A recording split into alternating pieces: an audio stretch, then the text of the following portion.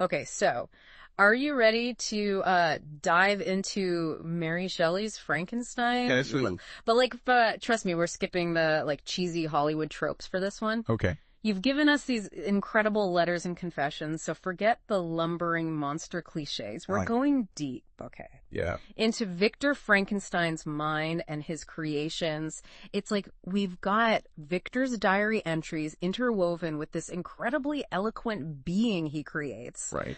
All framed by these letters from Robert Walton, this driven explorer writing to his sister. Yeah. Speaking of Walton, he's our entry point. Okay. And his letters reveal a man obsessed with conquering nature, finding that Arctic passage. Right.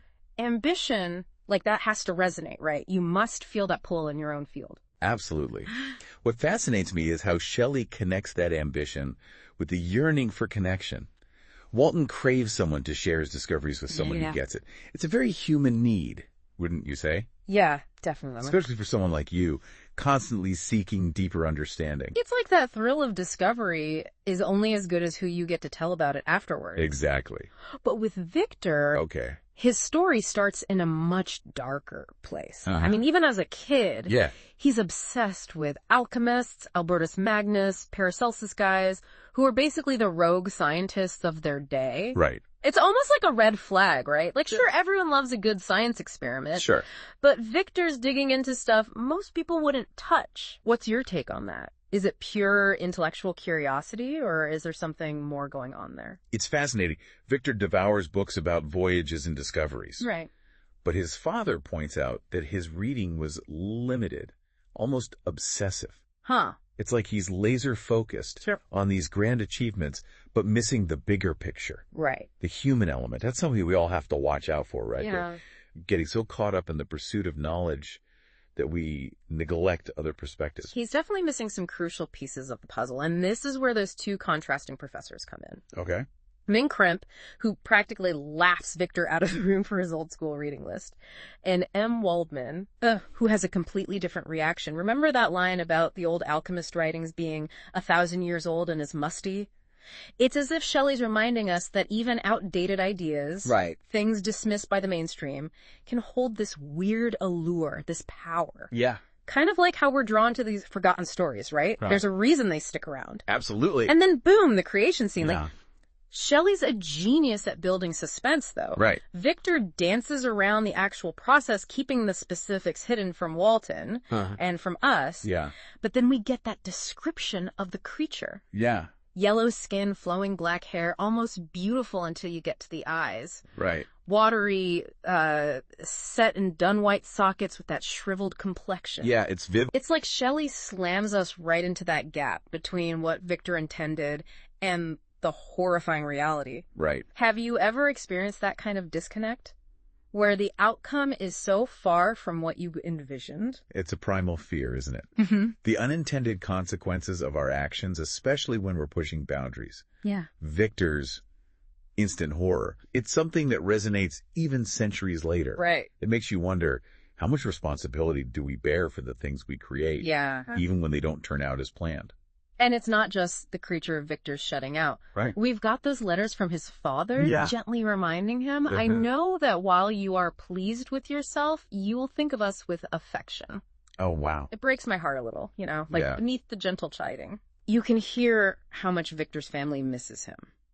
It emphasizes the tragedy of Victor's transformation. Yeah. Just moments before he was overjoyed to see Corval. Right. A reminder of the joy human connection used to bring him. Yeah. It's a stark contrast to the fear and isolation he's trapped in now. Yeah. And makes you wonder if he realizes what he's sacrificing in the name of his ambition. And then the narrative shifts. We're suddenly in the creature's head. Right. And this is where Frankenstein goes from spooky to heartbreaking. Yeah. He's not some lumbering monster. He's learning, making mistakes. Yeah. Just like a child. Right. Burning himself on the fire because he doesn't understand.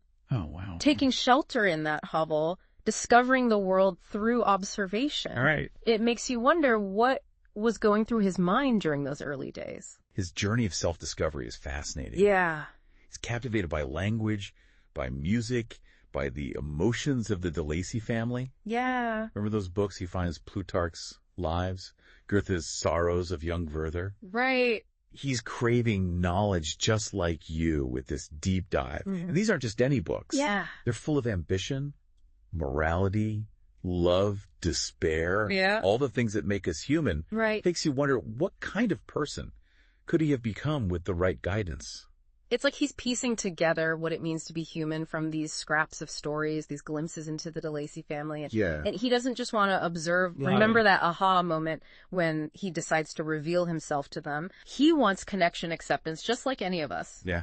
He's really putting his heart on the line, huh? Like he's seen the good in humanity and he wants to believe. He does, doesn't he? But then, well, it doesn't exactly go as planned. No. It's rough, like a punch to the gut. Totally. He tries to connect, and he's met with this immediate visceral fear. Just rejected out of hand. Makes you think about how quick we are to judge based on appearances. It really does. And for the creature, this rejection, it's like, it pushes him to a different place. He goes from wanting to belong to vowing revenge. Remember that. It's a huge shift. Right. And it's heartbreaking because we saw that spark of good in him, when he saved that girl. Like, he's capable of compassion, of kindness, but the world just beats it out of him. And then there's his demand for a mate. On the surface, it sounds kind of crazy, right? Like, oh, and now you want Victor to build you a girlfriend. But when you think about it, he's utterly alone. Completely isolated. No one to relate to, no one who understands what it's like to be him.